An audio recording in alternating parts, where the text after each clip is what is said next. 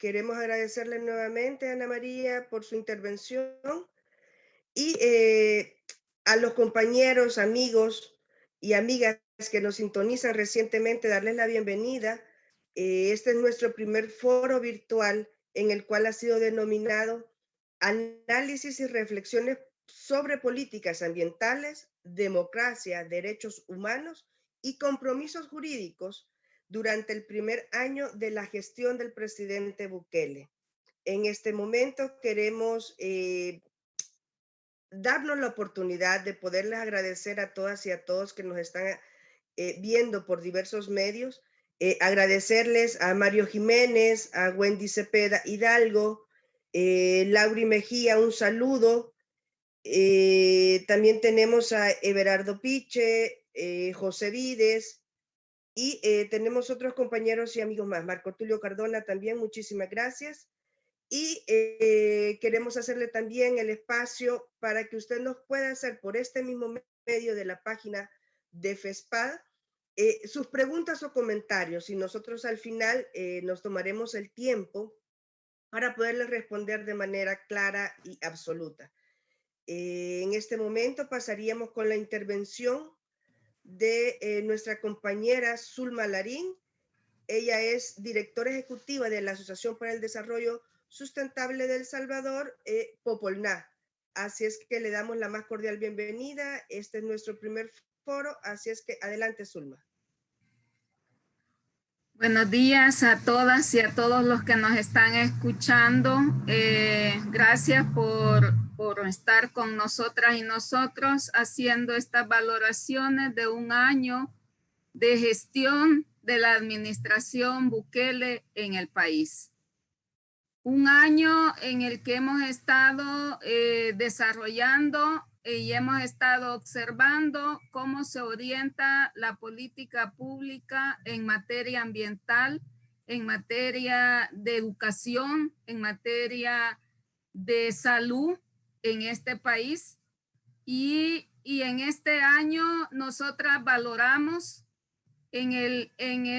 cómo este periodo ha sido vulnerado en términos de la democracia. O sea, ha sido un año en el que para los defensores y defensoras ambientalistas, defensoras de derechos humanos, nos ha vulnerado en tanto no podemos avanzar en términos de desarrollo ambiental, en términos de defensa de bienes ambientales, en términos de defensa de un derecho tan necesario como es el derecho a la salud.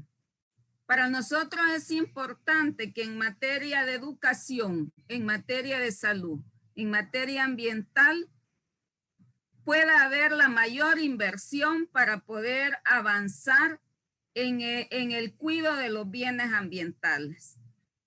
Hemos observado que el Ministerio del Ambiente es quien ha tenido los recortes presupuestarios. El Ministerio del Ambiente es quien ha tenido una baja en su proyección del cómo deben de cuidarse los bienes ambientales en este país. Y en el cómo nosotras y nosotros nos conectamos con el mundo. El planeta es solo uno. Y este planeta en el que vivimos se ha vulnerado, no solo por la administración Bukele. Venimos de años y años desde la invasión española, desde que nos robaron nuestras riquezas, desde que nos robaron nuestras visiones de país, de mundo. Entonces, no le podemos echar solo la culpa a esta administración, pero esta administración atrasó mucho lo que ya veníamos construyendo. Es decir, que nosotras y nosotros teníamos las expectativas de que, bueno, El Salvador va caminando hacia la democracia, va caminando hacia la lucha por la defensa de los bienes ambientales y vamos a empezar y vamos a seguir buscando esa conquista, esa necesidad de conectarnos con la naturaleza.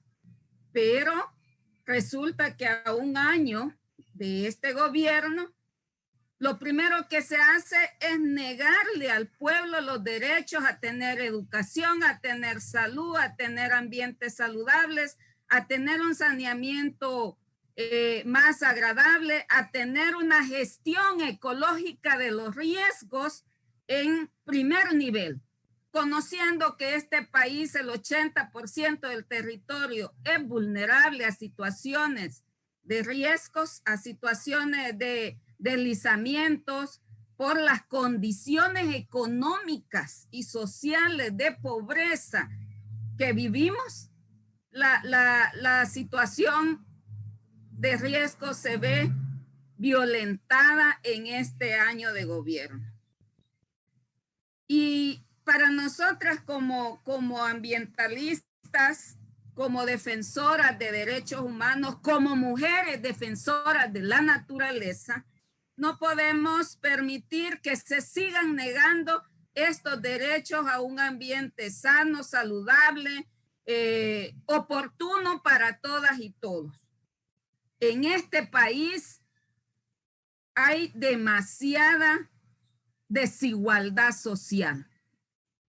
Y recordemos que en este país hubo una guerra de 12 años donde pusimos 75,000 personas víctimas para defender un elemento que se llama democracia en este país.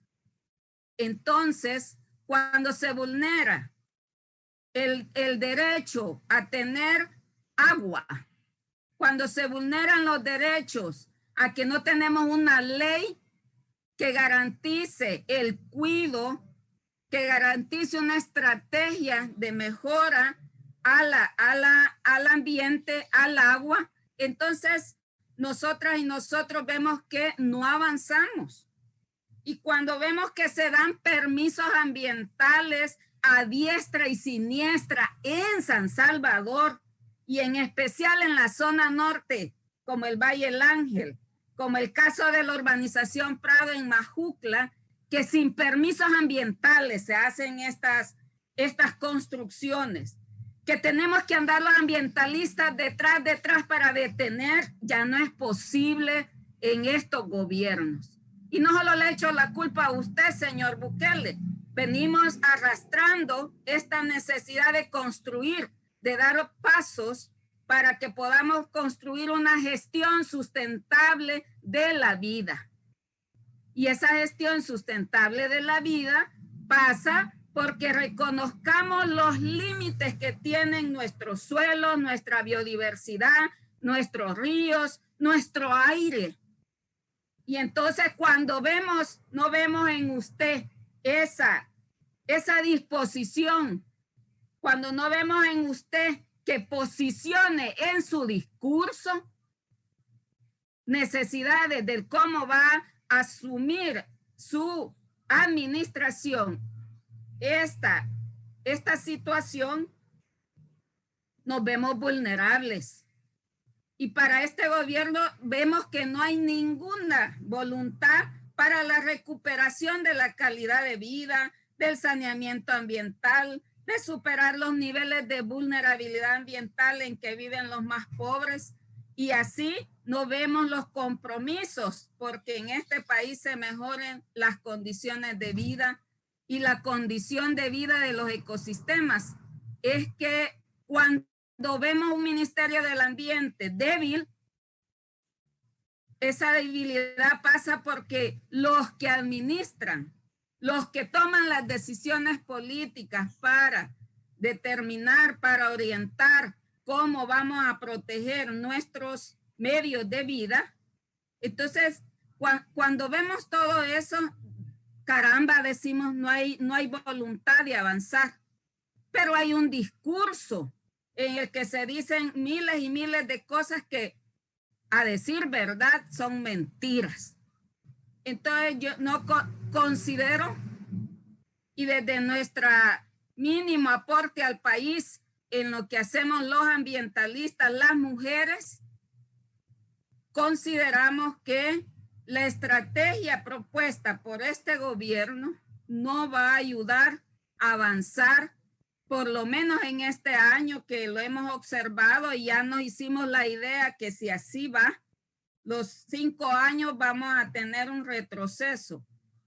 Porque, a decir verdad, este gobierno en este primer año avanzó en toda la necesidad de los permisos ambientales. Él ha dicho, y lo dijeron ya, es una cuestión que cuando usted da su discurso, señor presidente, o cuando sus ministros hablan y dice, habrá permisos ambientales sin mucha burocracia, uno se está imaginando ya que todos los permisos ambientales en este país se han dado en este año a diestra y siniestra. Y lo vemos en el caso de Majucla. Ahí ni siquiera permisos ambientales había y se ha construido una gran residencial en zonas que eran cañeras. O sea, es decir que nosotros estamos vulnerando tanto los suelos que donde ha habido biodiversidad, donde hay zonas de caña, hoy son casas, hoy son carreteras.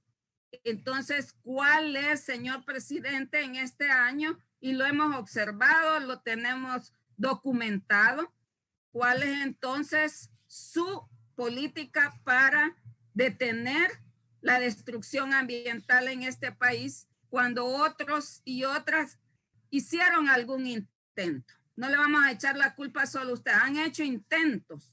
Hemos hecho intentos de avanzar en salud porque un ambiente saludable es también una salud mejor para el pueblo. Si no hay ambientes saludables, si no hay alimentación adecuada, si los sistemas de educación no se actualizan y no se le ayuda a pensar a las niñas y a los niños en este país, no vamos a avanzar. Y yo quería ver de usted en esta gestión un avance en eso. Yo quería ver de usted que hay un compromiso por mejorar la calidad de vida de los salvadoreños, pero no dándoselas a las empresas transnacionales. Yo hasta esperé la voluntad de usted para que con las empresas transnacionales llegue a acuerdos de no seguir vulnerando los bienes ambientales en El Salvador. Yo hasta he esperado de usted que pueda decirle a las empresas transnacionales que quieren el agua y la minería y los mejores bosques de este país, que no puede. Simple. Pero como dice Anita, en el capitalismo lo que vale es la mercancía. Y este pueblo tiene que avanzar a buscar otro sistema que nos ayude a detener la destrucción de los pocos recursos que hay en este país. Entonces, a este año de gobierno, los asocios públicos privados han vulnerado la calidad ambiental. ¿Por qué? Porque hay permisos. Se le ha dado a las empresas que puedan avanzar, ya sean empresas nacionales o empresas vinculadas al capital transnacional y puedan asociarse para seguir destruyendo este país. Y yo solo le pongo un caso, el caso del basurero abierto en Cuisnahuat.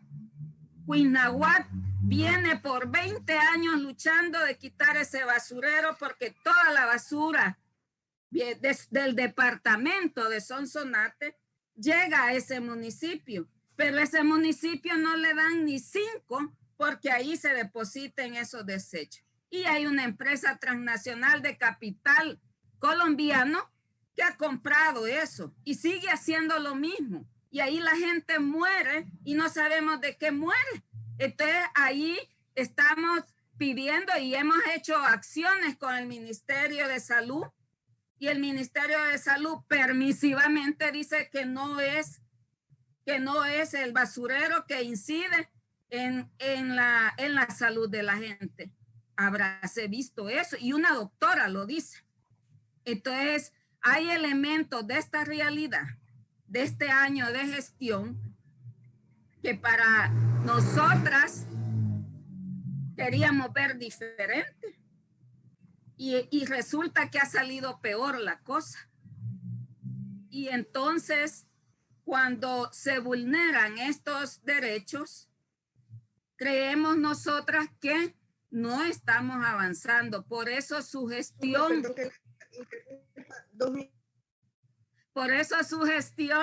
es, no hemos avanzado en gestión ambiental en este país. Por eso su gestión está mal calificada por las ambientalistas. Y aquí hablo también de nosotras las mujeres, porque somos nosotras las mujeres las que posicionamos, las que defendemos, las que vamos al frente de que haya agua, de que haya comida en nuestras casas, porque somos las mujeres las más afectadas. Y entonces, señor presidente, no se vaya a sorprender que las mujeres le vamos a estar insistiendo en que una gestión ambiental tiene que cambiar el enfoque economicista que las empresas han tenido, y en este año suyo, apenas es un año, señor presidente, pero en un año ya pudimos observar que usted ha vulnerado los derechos ambientales, ha vulnerado los derechos de esta población y nos sigue vulnerando cuando va a otorgar o seguirá otorgando permisos ambientales. Y aquí el ministro del Ambiente, que es un arquitecto, el arquitecto López, tiene que tomar estas ideas.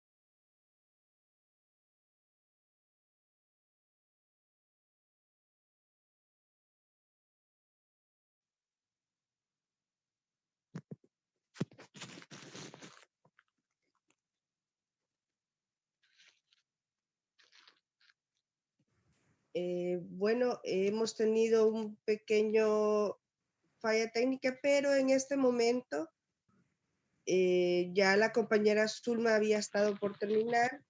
Gracias a la intervención de ella, gracias por los aportes en el cual nos vemos afectadas muchísimas veces de mayor amplitud las mujeres. Así es que agradecerles la atención, agradecerle a todos los que nos están sintonizando por este medio. Gracias a FESPAD por estarnos auspiciando este evento virtual, este foro virtual, para que estemos conectados y conectadas. Pasaríamos en este momento a nuestra tercera intervención, que en este caso la tiene el compañero César Artiga, quien es el coordinador del equipo impulsor del Acuerdo de Escazú. Así es que, César, te escuchamos y bienvenido a este evento. Hola, gracias. Bueno, gracias a todos y todas por compartir parte de un par de horas, quizás un par de minutos de su mañana para conocer el análisis y propuestas que estamos compartiendo desde este colectivo de organizaciones. En el contexto del primer año de la administración del ciudadano presidente Nayib Bukele, y yo creo que algo bien importante que este primer año debemos de tomar como lección y como aprendizaje es precisamente usar la terminología correcta, ¿verdad? Hay que llamarlo por su nombre. Él es un ciudadano, como todos y todas nosotros, solo que tiene una particularidad, ¿verdad? Además de ser un ciudadano como todos y todas, es el primer servidor de la República, ¿verdad? Esa república, ese Estado del que tanto ataca, tanto en su democracia como el Estado de Derecho, como lo decían muy bien las compañeras, ha costado mucha sangre y mucha vida llegar a dar algunos pasos que son, digamos, no son suficientes para nada, pero que sin embargo contribuyen, ¿verdad?, a seguir, digamos, caminando en el anhelo principal de este pueblo, que es la paz, ¿verdad? Y en ese sentido, mi intervención va sobre todo en evidenciar cuáles son los compromisos internacionales en materia ambiental que el país ha suscrito y que en este caso, pues con toda este primer año de gobierno hemos visto pues que no hay un compromiso real con avanzar en el espíritu de honrar sus compromisos. Y quisiera iniciar planteando una cosa muy, muy puntual. Nosotros el día de ayer que conmemoramos el Día del Medio Ambiente hablábamos de que realmente no tenemos nada que celebrar porque estamos en deuda con el ambiente, con el planeta, con la naturaleza, con la madre tierra, porque hay suficiente información científica, sobre todo, que nos indica que vamos mal, ¿verdad? Y que no solo vamos mal, sino que la posibilidad de que la vida continúe como la conocemos al menos, cada vez está viéndose más amenazado ese derecho a un futuro para las actuales y venideras generaciones, porque estamos profundizando en un modelo que lo que busca es explotar y saquear, explotar a la naturaleza y saquear a los pueblos. Y esa es digamos, una de las principales aspectos que estamos viendo en este primer año aquí en el país, que vemos que es una administración de gobierno que se caracteriza por el despojo y por la precariedad, ¿verdad? Eso es lo que tenemos aquí en el país, despojo y precariedad, y esa se puede constituir como tal como la nueva normalidad, ¿verdad? Hablando de que todo el mundo está hablando de cuándo vamos a volver a la normalidad, pero realmente esa normalidad es la que nos ha llevado a este punto en el que estamos. Este punto en el que estamos, en lo que muchos informes dicen, por ejemplo, de que solo nos queda hasta el 2018, nos quedaban 12 años, decía, para hacer todo lo posible para no llegar a un aumento de temperatura en el planeta que pasara de 1.5 grados, porque eso nos llevaría a un punto de no retorno en el que la vida ya no sería posible, ¿no?, como la conocemos. Y por otra parte, otros estudios que nos dicen que hay 1 millón de especies, de 4 millones de especies que están identificadas, que están en peligro de extinción. Todo esto, por una parte, por cambio climático, pero no podemos caer en la irresponsabilidad de culpar al cambio climático de todo lo que sucede aquí en el país. Hay un problema grave de una gestión negligente y de una desidia de los estados, que es lo que vemos en el caso de El Salvador, contra el ambiente. ¿Qué significa eso? Que hay un abandono totalmente deliberado de la dimensión ambiental en la gestión pública, en este caso de la administración de gobierno del ciudadano presidente Nayib Bukele. Es decir, no está presente para nada en toda la acción del Estado y en particular del órgano ejecutivo, ni en planes, ni en estrategias, ni en instrumentos de ninguna naturaleza. Y hay personas que dicen de que realmente esta administración de gobierno se caracteriza por la improvisación, la que no hay planificación, pero realmente yo me reflexiono y pienso en eso y digo, es que realmente no es tan cierto, es que realmente es su naturaleza. Esta gente así es, ¿verdad? Ven a la naturaleza como una mercancía y esa, digamos, ausencia que vemos de la dimensión ambiental, que es deliberada, es porque están priorizando otras áreas de lo que llamamos desarrollo, ¿verdad? Y en este contexto, pues, se ha profundizado mucho más esa visión economicista de la vida, no solo de la naturaleza y de la vida y la naturaleza como tal, sino que esa mirada instrumentalista y economicista de la gente, ¿verdad? Como generadora, y esto se ha cuestionado mucho en esta situación de la pandemia, es que a la gente no puede ir a sus trabajos, se ha estancado toda la economía del país. Entonces, ¿quién genera la riqueza? Pues la riqueza la generan, y no ahora, sino que históricamente ha sido así, los pueblos. Y esa es una deuda histórica que este Estado tiene, pero que también a nivel global lo vemos que es muy marcado. Entonces, en ese sentido, nosotros aquí en El Salvador hemos organizado un espacio ciudadano que se llama el Equipo Impulsor Nacional del Acuerdo de Escazú, que es coordinado por el Movimiento de Enlaces por la Sustentabilidad, y que yo tengo la oportunidad de facilitar el equipo de coordinación de este movimiento. Y el Acuerdo de Escazú tiene 4 elementos centrales que para nosotros son fundamentales para un país como el nuestro, que no tiene un marco de políticas públicas robusto y que tiene una institucionalidad pública muy débil. Es decir, el trabajo de las instituciones que hacen, digamos, la parte ambiental aquí en el país es sumamente débil, y ha sido a propósito, han debilitado a propósito estas instituciones del Estado.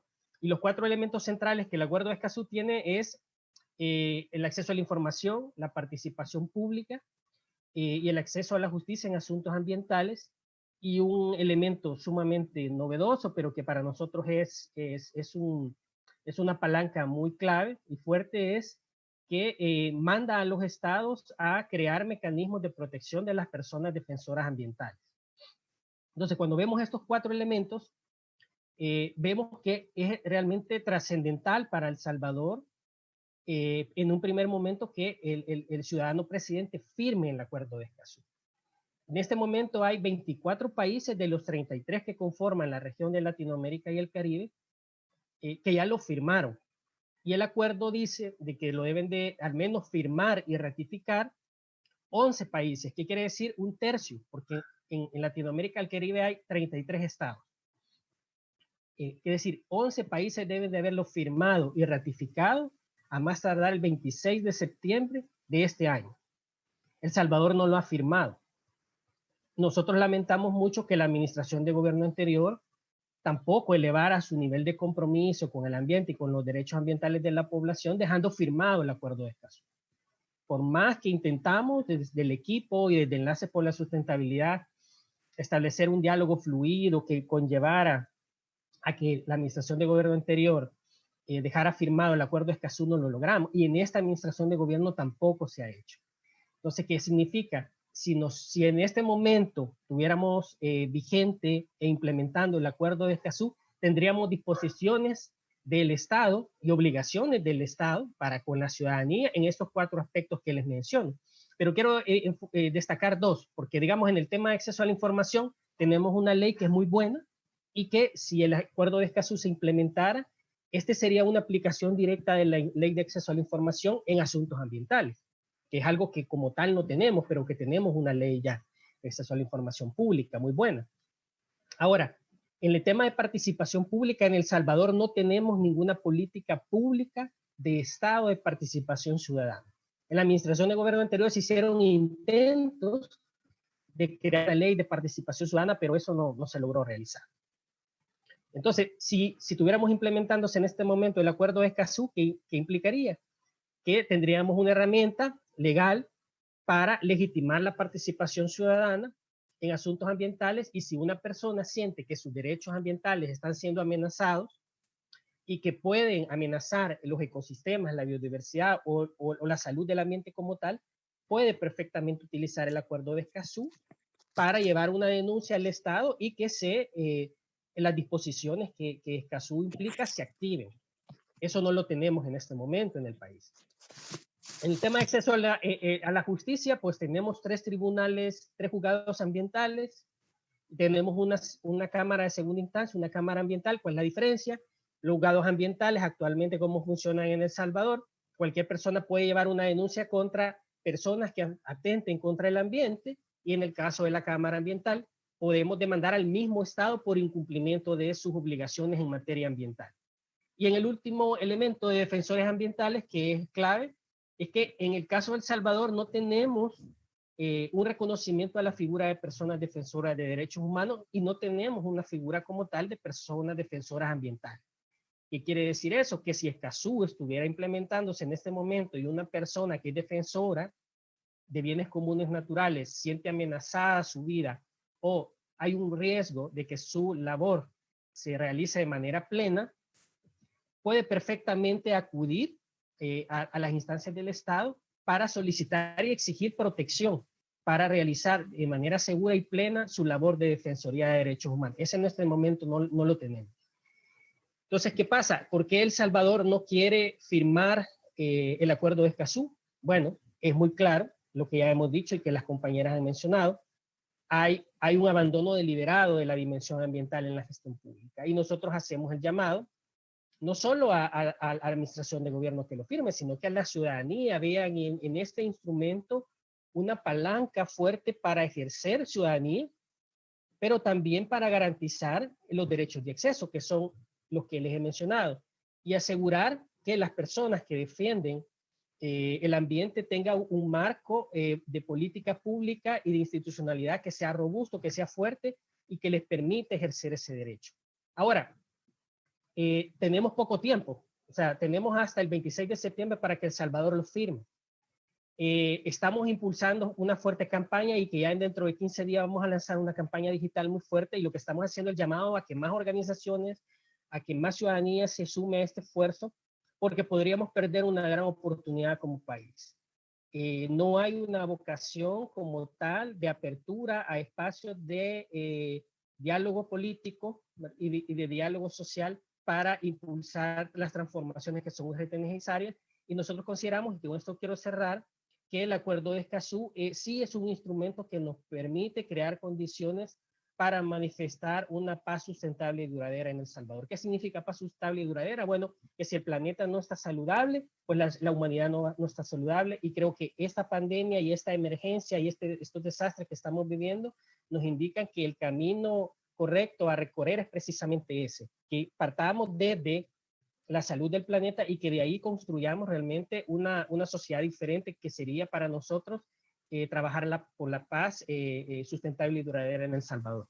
Bueno, cierro con eso. Mi presentación tenía otros aspectos, pero por efectos de tiempo no lo puedo compartir. Gracias. Muchas gracias, César. De verdad, los aportes en este tema son bastante complejos y bastante serios para poderlos tomar en cuenta. Agradecemos de nuevo a todos nuestros amigos y amigas, en especial a Wendy Cepeda Hidalgo, que está muy activa desde el inicio de este enlace, de este foro virtual. Agradecemos también que desde afuera nos estén viendo, desde afuera de nuestras fronteras. También agradecer a nuestra compañera Lourdes Contreras desde Perú, un abrazo desde el corazón de la Yayala. Así es que ahorita pasamos a nuestra siguiente intervención, que es nuestro compañero Omar Flores, quien es el director de Cultura de Derechos Humanos de FESPAD.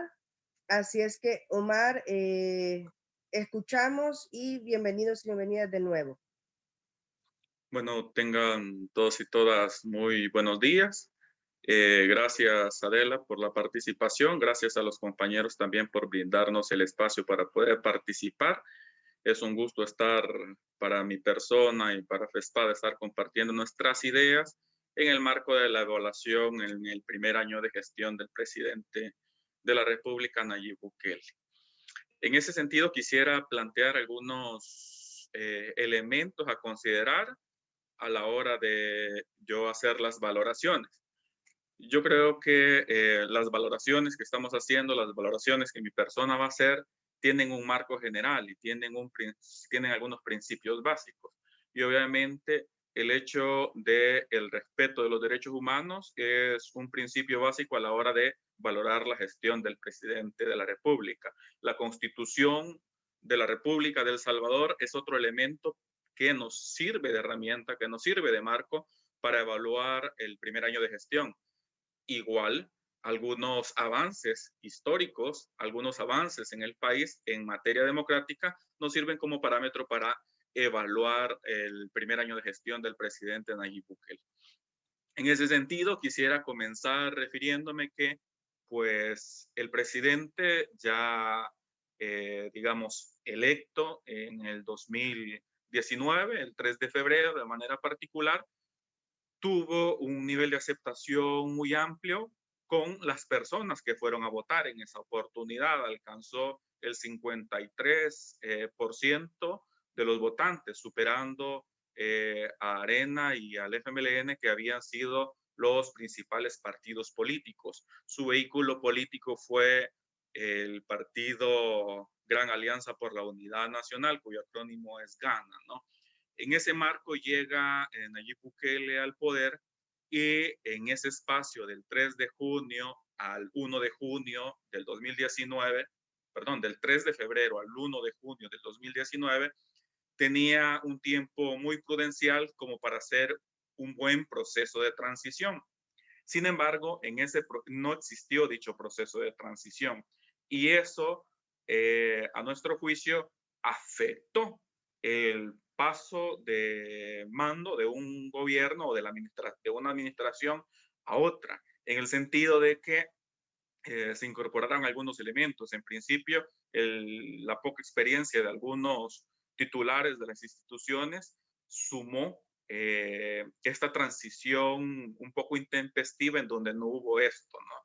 Eso es preocupante porque no obtuvieron información elemental, básica, necesaria, como para poder seguir gerenciando el quehacer del Estado. Esto lleva consecuencias graves a nuestro juicio, en el sentido de que no les permitió incluso hacer un diagnóstico de cómo recibían el gobierno. Si ustedes se fijan, ya tenemos un año de gestión, 365 días, en donde nos han referido a partir de algunas declaraciones de que a esta fecha están diciendo es que nos estamos dando cuenta que nos entregaron infraestructura dañada, sin decir cuál infraestructura. Nos están refiriendo que los niveles de pobreza son mayores, sin dar ninguna acotación al respecto. Pero eso, a un año de gestión, es inconcebible, en el sentido de que a este año ni siquiera se tiene un diagnóstico de cómo ellos han recibido el gobierno, y solo en la narrativa se lanzan algunas ideas que a nuestro juicio pues son más publicitarias, propagandísticas, ¿no? Pero el hecho de no tener un diagnóstico es una grave situación, porque nos coloca en una condición en donde no sabemos cómo está viendo ahorita el órgano ejecutivo el quehacer del Estado, y cuál es su base, cuál es su arranque, desde dónde inicia, ¿no? Entonces eso es preocupante. Creemos que hay un cambio muy fuerte de estilo a la hora de gobernar. Si tratamos de caracterizar un poco el gobierno, hay un gobierno más centralizado. En ese sentido, es preocupante en detrimento de la democracia, a nuestro juicio. Tenemos un centralismo un poco presidencialista, características que no habíamos identificado en otros gobiernos. De igual forma, con menos espacios de participación ciudadana.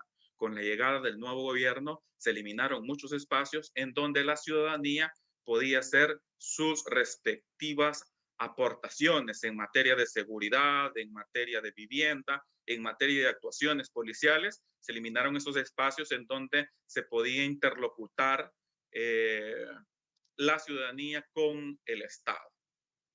Por otro lado, identificamos una narrativa muy atractiva en relación a los derechos económicos, sociales y culturales, pero en términos concretos no se hace cambios fundamentales, específicos, importantes, sino que solamente se queda en la narrativa, y en términos concretos no se hace mayor cosa. Tratando de evaluar un poco acerca ya la institucionalidad y la forma en cómo se ha estado manejando, A nuestro juicio hay una falta de planes en todo. Esto podría ser, o uno de los factores es que el presidente con el Consejo de Ministros, una de las primeras decisiones que tomó fue la eliminación de la Secretaría Técnica y de Planificación de la Presidencia, cuyo acrónimo es CETEPLAN. Esto que funcionaba como una especie de un organismo sobre los ministerios que contribuía a la planificación estratégica en un gobierno fue eliminado, fue una de las 5 secretarías que fue eliminada. Eso, a nuestro juicio, es preocupante. Y ello viene aparejado de que ninguna cartera del Estado, o por lo menos la mayoría, tenga planes concretos para los problemas que enfrenta la ciudadanía. Pero en la narrativa, y eso es preocupante, porque una cosa es el hecho concreto, qué es lo que está pasando en la realidad, pero en la narrativa o de manera publicitaria se manejan otras cosas. Recuerdo que en los primeros días del gobierno, el presidente por medio de redes sociales le ordenaba al presidente de ANDA elaborar un plan para satisfacer las necesidades básicas de las personas en materia de agua, para satisfacer su derecho humano al agua. Le daba 15 días.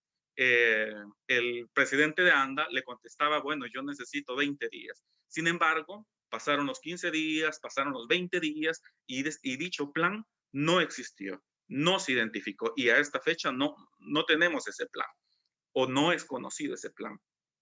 Otro de los planes que en el discurso se manejó fue un plan de vivienda. A finales de junio del 2019 se estaba refiriendo la socialización por medio de redes sociales de un plan de vivienda.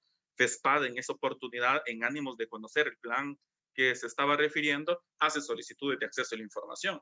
Y por medio de esas solicitudes nos comunican que estaban socializando las líneas estratégicas.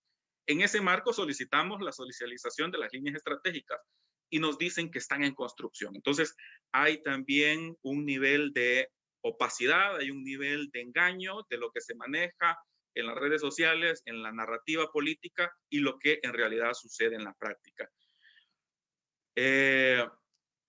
La ley obliga al órgano ejecutivo de una vez haber tomado posesión 6 meses posteriores a crear un plan social. El mandato deviene de forma directa de la Ley de Desarrollo y Protección Social. Hasta esta fecha, que ya pasaron más de 6 meses, no contamos con dicho plan. En consecuencia, podemos referir de que el órgano ejecutivo actualmente está siendo gerenciado sin una visión estratégica y sin planes concretos sobre las problemáticas que enfrenta la población en general, ¿no? Hay un elemento importante que hay que ponderar también, y es la forma en cómo la Constitución de la República hace un diseño de la forma en cómo debemos gobernarnos, y hace referencia a una forma republicana de gobierno. ¿Pero qué es eso de la forma republicana de gobierno? Pues no es más que la forma de decidir de un país de acuerdo a la división de poderes. Y tenemos una división de poderes principales, el órgano ejecutivo, el órgano legislativo y el órgano judicial. Hay otros poderes, hay otras institucionalidades que también son órganos importantes, como el Ministerio Público, la Corte de Cuentas y todo este tipo de institucionalidad. Cada institución con sus funciones específicas de manera concreta. Sin embargo, creemos que esta forma republicana de gobierno no ha sido respetada en determinado momento. Han sido generados panoramas de conflicto, de poco diálogo y teniendo a su base de que necesitamos un diálogo para construir una agenda de país, ¿no? Pero no se ha dado.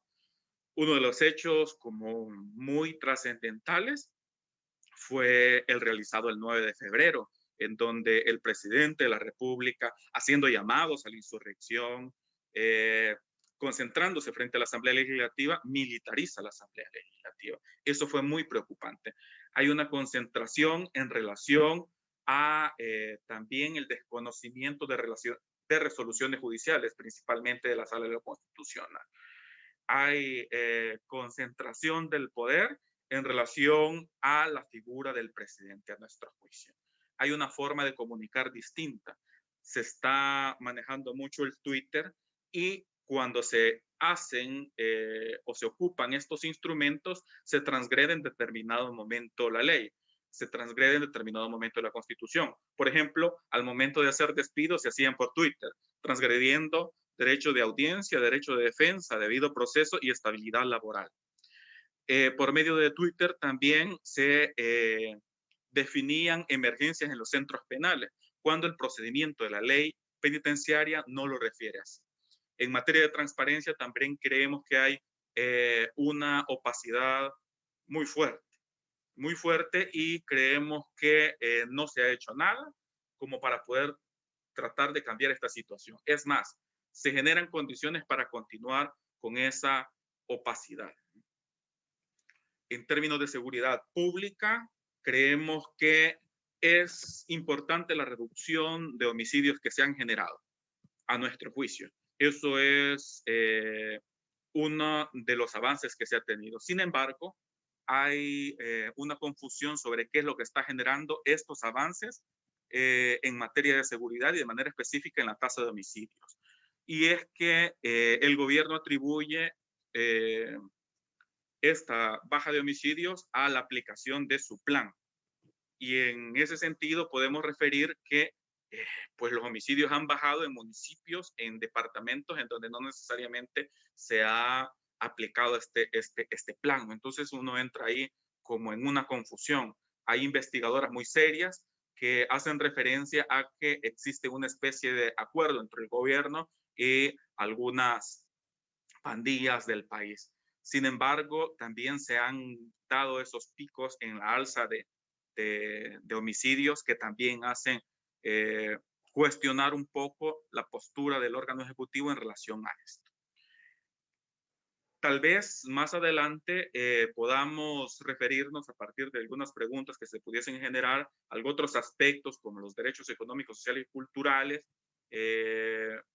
y en términos económicos cómo está el país. Sin embargo, por factores de tiempo, me quedo por acá agradeciéndoles el espacio y estando a la disposición de poder dialogar y de poder conversar desde nuestra condición de defensores de derechos humanos con cualquier estructura legalmente constituida, con la institucionalidad del Estado. Estamos para servirles. Y un saludo a la ciudadanía también que nos está viendo por las redes sociales.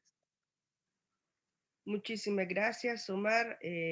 Perdón en aras del tiempo, nuestro peor enemigo, pero desde ya estamos conscientes de que nuestro actuar es bastante grande. Nuestra defensa de aquí para arriba es cuesta arriba, pero sabemos que con una organización de base, con una organización fuerte, la podemos realizar. Una de las cuestiones que vamos viendo, están saliendo preguntas y eso es muy buenísimo. Al final vamos a tener un espacio para esto. Les queremos agradecer a todo el continente de verdad por estarnos visualizando por las redes sociales. Gracias Guatemala, gracias Nicaragua, gracias Honduras, nuestros hermanos y amigos de Brasil también. Muchísimas gracias por estar aquí. Les abrazamos con el calor guanaco. Y en este momento ya pasamos a la última intervención antes del espacio de las preguntas y respuestas con nuestro compañero Juan de la Cruz. Él es editor del periódico Militante del BPJ, también es la voz de la corriente marxista internacional en El Salvador y también es quien lleva la página del Bloque Popular Juvenil. Así es que Juan de la Cruz, te escuchamos, bienvenido y muchas gracias. Bueno, buenos días, compañeros y compañeras que nos escuchan a través de este foro virtual. Agradecer por su sintonía, agradecer también a mis antecesores que han descrito de manera muy concreta la situación del primer año de gobierno en una serie de aspectos. Yo me voy a referir a algunas cuestiones para reforzar ideas, para sintetizar más que todo las intervenciones que han hecho nuestros compañeros y compañeras. Y dar algunos aportes desde nuestra perspectiva como Bloque Popular Juvenil como jóvenes y como trabajadores como tal, ¿no? La compañera Ana Vázquez, quisiera resaltar su participación en el que nos hablaba en una serie de situaciones que se han desarrollado a partir del primer año de gobierno. Como decía también la compañera Zulma, no es que vamos a echarle la culpa de todas las situaciones de desastres que están pasando ahora al gobierno de Nayib Bukele, pero sí vamos a señalar que hay una serie de responsabilidades por parte de este gobierno, ¿no? Por ejemplo, la cuestión que se planteó, como decía el compañero Omar, de decir de que este gobierno pues iba a ser totalmente diferente en la cuestión de participación política, ¿no? Y esto tenía que marcar una diferencia en cuanto a la situación de los megaproyectos que se están desarrollando y que están deforestando nuestro medio ambiente, ¿no? Ayer fue el Día Mundial del Medio Ambiente y nosotros atravesamos digamos, una catástrofe con estas lluvias donde ya hay más de 26 fallecidas y más de 30.000 afectados, damnificados, gente que ha perdido su casa, gente que ha perdido mucho y que pues no hay una situación esperanzadora, ¿no? Y eso no es una cuestión inevitable, no es un accidente, es una cuestión, como decía el compañero César, el cambio climático no es una cuestión que surge de la nada, sino que también tiene que ver con todas las políticas que se desarrollan dentro de todos los gobiernos nacionales. Si hablamos acerca de cómo El Salvador aporta, digamos, al cambio climático, es a partir de todos los megaproyectos que se han construido, ¿no? Entre los más emblemáticos tenemos esta urbanización, por ejemplo, en Santo Tomás, que, bueno, muchas compañeros y compañeras ambientalistas se opusieron a que se hiciera toda esta deforestación de cientos de árboles, cientos de arbustos, que significa pues una situación complicada para el ecosistema y que por lo tanto tiene alguna relevancia con lo que está pasando hoy, con la erosión de la tierra, con los deslaves y todo este tipo de situaciones. Esa es una. Y luego tenemos todas estas 200 manzanas que se deforestaron en la zona de este campo de golf, ¿no? El Encanto, que fue en la zona de la cordillera El Bálsamo, fueron 200 manzanas y no solo eso, allí tenemos una deforestación complicada, ¿no? Tenemos esto Tuscania, que por cierto, allí vive el presidente de ANDA, donde hay unas casas inmensas, ¿no? Que tienen incluso parqueos para helicópteros, ¿no? Y en este tipo de residenciales es donde viven nuestros funcionarios, ¿no? Y que tendrían que estar de alguna forma en contra de este tipo de destrucción. No es que nosotros estemos en contra de la vivienda, necesitamos la vivienda para los pobres. Este tipo de viviendas que están construyendo entre las montañas, entre los bosques, porque a esta gente le gusta vivir ahí, no es para nosotros, sino que es para una capa de la sociedad que puede comprar ese tipo de situaciones. El presidente en cadena nacional se ha quejado por los derrumbes de la carretera al Puerto de la Libertad, pero él nos señala los verdaderos responsables. Los verdaderos responsables de estos derrumbes no solamente han sido los gobiernos anteriores, sino también las empresas constructoras que no han respetado el ecosistema, la naturaleza y que siguen depredando muy fuertemente la situación del medio ambiente en El Salvador. Y todo esto contribuye a que no solamente ver los efectos, sino que también ver las cuestiones más grandes, ¿no? Como el calentamiento global, el que hablaba el compañero César, ¿no? Y se quiere evitar que pueda llegar al 1.5 de calentamiento, que sería totalmente catastrófico y todo ese tipo de situaciones, pero esto no se va a lograr si estas empresas no paran de deforestar el medio ambiente. En ese caso, los gobiernos tienen una gran responsabilidad, el gobierno de Bukele tiene una gran responsabilidad, así como los gobiernos anteriores, en este tipo de situaciones y debemos señalarlo. Y en un año de esta situación no hemos parado ningún tipo de situaciones. Al contrario, lo que se ha hecho es disminuir, por ejemplo, en planes de prevención, disminuir en medio ambiente, se han disminuido 3.8 millones de dólares en esta situación. Se la ha disminuido también a la ANDA, que veíamos, por ahí se ha viralizado un video donde hay una serie de trabajadores tratando de reponer una tubería gigantesca, ¿no? Pero eso se pudo haber evitado si esto gobierno no hubiera recortado el presupuesto de ANDA y se hubieran hecho todos los arreglos anteriormente, así como los otros gobiernos. Por lo tanto, eso no es ser héroe, eso es asumir la responsabilidad de los funcionarios, ¿no? Porque ellos decían que eran héroes los trabajadores. Claro, los trabajadores son héroes, pero Eso solo se pudo dar a partir de la incompetencia de los funcionarios que hay en el gobierno, ¿no? Eso tenemos que ver, eso tenemos que analizar. No hay víctimas aquí accidentales, hay responsables que hay que señalar con eso. Y si nosotros vemos, han quitado presupuesto a medio ambiente, también han quitado presupuesto a ANDA, han quitado también presupuesto a salud, que estamos viendo, y no, tal vez por el tiempo no vamos a poder analizar esta situación de la pandemia, pero sí han quitado, bueno, han reorientado y quitado ciertas áreas de salud. Y lo mismo pasa, ¿no? Ahora que vienen los problemas, empiezan a hacer una dicha remodelación, diría yo, porque no es una situación de construir más hospitales, de construir clínicas, sino que lo que están haciendo es nada más una cuestión de imagen, lo que está pasando. Se podría decir de imagen porque se necesitan mucho más fondos para poder responder a una pandemia como la que estamos viviendo. Y lo que han hecho es aumentar, por ejemplo, le reducen a medio ambiente. En 2019 el presupuesto de medio ambiente tenía 18 millones y el presupuesto de defensa tenía 145 millones, o sea, a militares. En 2020 el presupuesto de medio ambiente tiene 15 millones, pero en defensa se aumenta a 172 millones, se le quita 3 millones y se duplica, bueno, se le aumentan más de 30 millones a defensa. O sea, es totalmente irracional esto que se está haciendo. Hay muchas vidas que se pudieron salvar en este tipo de cuestiones, en salud, en estos desastres que estamos teniendo por las lluvias, y el dinero se está utilizando para reforzar aparatos represivos que se van a expresar más adelante en contra de la gente que va a exigir justicia por todo esto que está pasando en la actualidad. Quisiera mencionar otras cosas que decía el compañero Omar también, que son muy importantes para analizarlas en cuanto a la situación de la concentración del poder. Ya en anteriores gobiernos hemos tenido una serie de crisis, pero que hoy se expresan de una forma más nítida, ¿no? En el sentido de que a partir de todo el desprestigio que tiene la Asamblea Legislativa, que tienen los jueces, que tienen otras instituciones, se logra concentrar el poder en una sola persona y que sigue profundizando toda esta situación. Nosotros no es que digamos de que estas instituciones funcionen realmente, ¿no? Porque siempre ha habido una situación de antidemocracia, aunque funcionaran a la perfección, estas instituciones como la Asamblea Legislativa, la Corte Suprema de Justicia, siguen siendo instituciones antidemocráticas.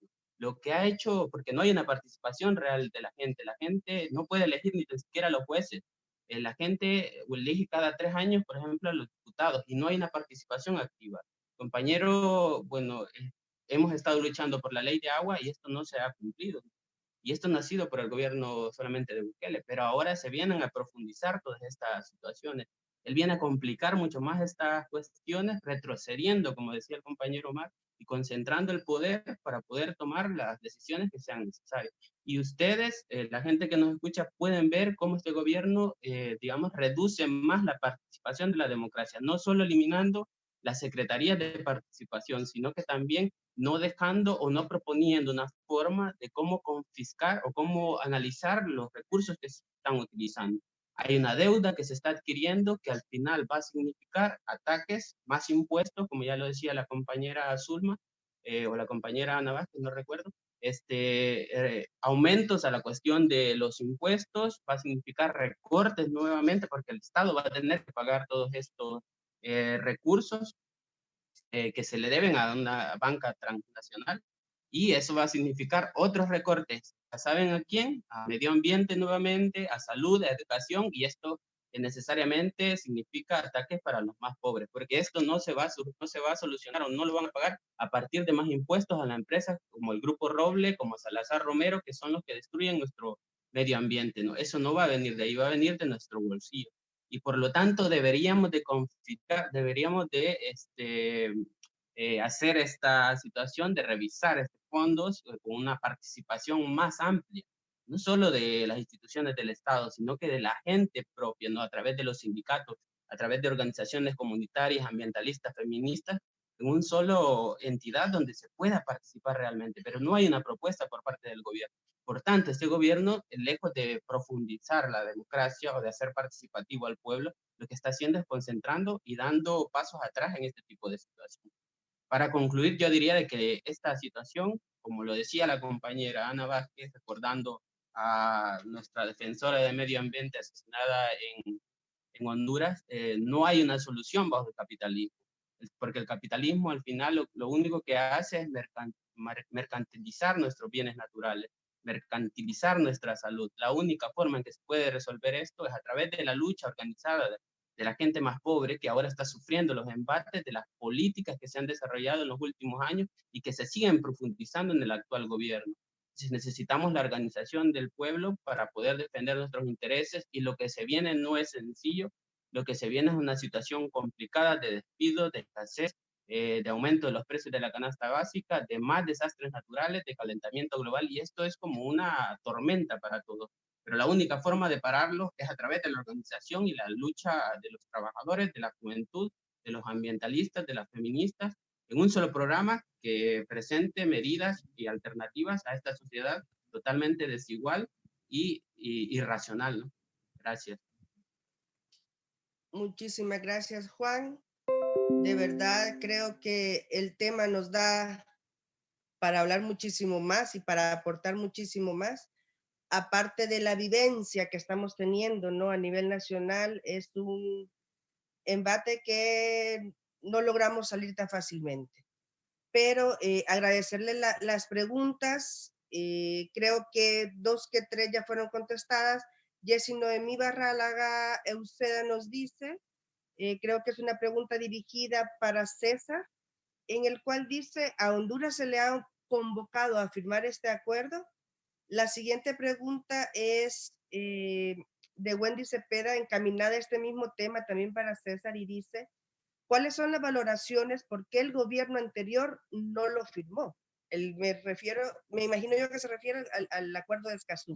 ¿Y cuáles son los países que ya firmaron?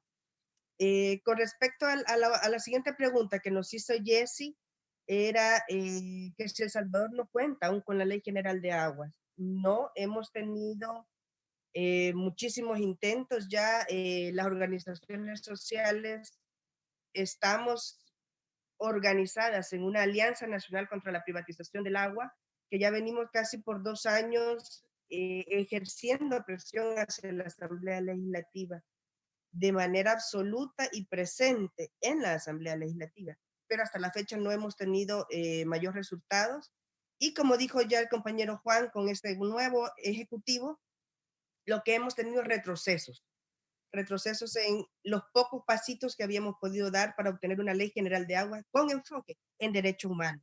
Así es que dejo la palabra para César para que nos puedas contestar las 2 preguntas, tanto de Jessy como de Wendy Cepeda. Hola, sí, gracias por las preguntas. De hecho, sí, Honduras, por supuesto, está llamado a firmar. En Centroamérica, en este momento, solo El Salvador y Honduras no han firmado. Un dato no curioso, sino que es muy revelador de cómo vemos el ambiente y sobre todo cómo los estados asumen sus compromisos internacionales en materia ambiental, es que, por ejemplo, El Salvador, en el proceso de negociación que duró entre el 2014 y el 2018, formó parte de la comisión de negociación de las 9 jornadas de negociación que hubieron para que el 4 de marzo del 2018 se adoptara el Acuerdo de Escazú, que implica que si 24 de 33 países adoptaron Escazú, lo menos que debían hacer estos estados era proceder con la firma de inmediato. En el caso de El Salvador, ¿qué pasó? El proceso para firmar Escazú lo que manda, de acuerdo a cómo se procede con estos acuerdos y convenios internacionales, es que el ejecutivo de cada país debe realizar una consulta interna con los ministerios y con las instituciones del Estado y de gobierno que tienen mandatos en el convenio o en el tratado que se va a firmar.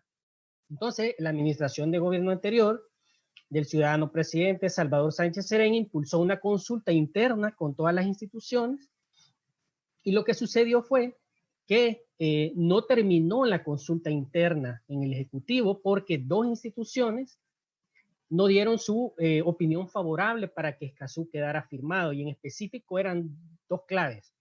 El Ministerio de Educación, que tiene mandatos en Escazú si se implementa, porque tiene disposiciones en materia de educación ambiental el acuerdo, y el otro era el Instituto de Acceso a la Información Pública. Entonces, ¿qué pasa? Porque el Instituto de Acceso a la Información Pública no dio su opinión favorable sobre Escazú.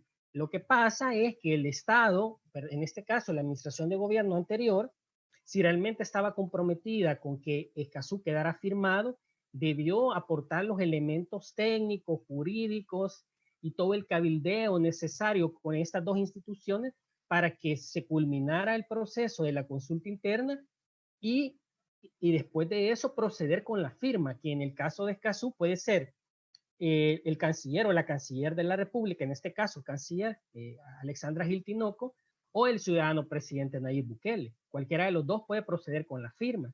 Entonces, ¿qué pasó en el Ejecutivo anterior? Simplemente, después de mucha presión que nosotros ejercimos, nos enviaron una nota diciendo que estaban por cerrar. Eso fue en noviembre del 2018. Que estaban por cerrar la consulta interna que nunca culminó. Entonces, ¿qué ha pasado? Con esta administración de gobierno, nosotros retomamos el proceso de diálogo.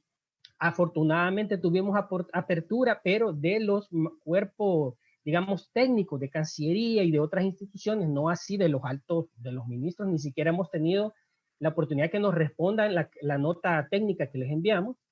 Y nos dijeron que, en efecto, la consulta interna no había culminado.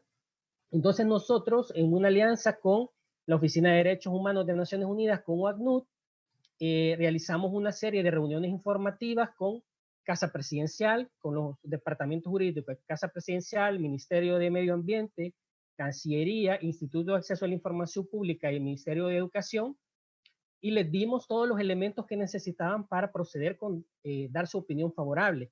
Eso terminó en enero de este año, y ya en febrero estaba habilitado la administración de gobierno para firmar Escazú y no lo hicieron. Ahora después vino la pandemia y es la excusa perfecta para no avanzar en honrar sus compromisos. Y en el caso de Honduras, igual no ha mostrado interés Honduras en avanzar en la firma. Hay que decirlo, en Honduras el proceso de sociedad civil no está muy fuerte. Hay una organización de abogados que lo impulsa, y yo llamaría a la compañera que yo le puedo compartir los contactos de nuestros referentes en Honduras para que sean parte del proceso allá, porque realmente Honduras, en Centroamérica, Honduras es el país que más casos de persecución a personas defensoras ambientales tiene, y que tanto en el índice de Global Witness, que es el que mide el tema de las personas defensoras ambientales que han sido asesinadas y perseguidas, como en los índices de Naciones Unidas, Honduras en Centroamérica es el país que más casos reporta, y a nivel de la región, pues el primero es Colombia y el siguiente es México. Así que, bueno, de esa manera podría responderles. Ok, gracias César, de verdad, por el aporte. También tenemos un comentario del compañero Yuri Williams, en el cual dice: desgraciadamente a los que detentan el poder, solo les interesa la parte económica del ambiente y no la seguridad de las personas para garantizar la salud ambiental de la población. Estamos más que de acuerdo con usted, Yuri Williams, porque lamentablemente, como ya lo dijeron mis antecesores, de mejores palabras, el capitalismo no busca un bienestar social o un bienestar en que el bien común de todos sea el eje principal, sino que lo que busca es generar más riqueza. Creo que hasta el momento nos quedamos con estas preguntas y comentarios. Les agradecemos de verdad el habernos acompañado, el estar activos y activas, Mesoamérica Unida, Guatemala, El Salvador, Honduras, Nicaragua, Panamá. Agradecerles enormemente este apoyo y esta visualización por medio de las redes sociales, y también a nuestros hermanos de Brasil que están activos con nosotros. Así es que no me resta más que agradecerles individualmente a Ana María Vázquez, Zulma Larín, Omar Flores, César Artiga, Juan de la Cruz y su servidora Adela Bonilla de la Red de Ambientalistas Comunitarios de El Salvador, RACDES, para este Facebook Live. Les agradecemos enormemente el haber estado con nosotros y hasta una próxima. Buen día.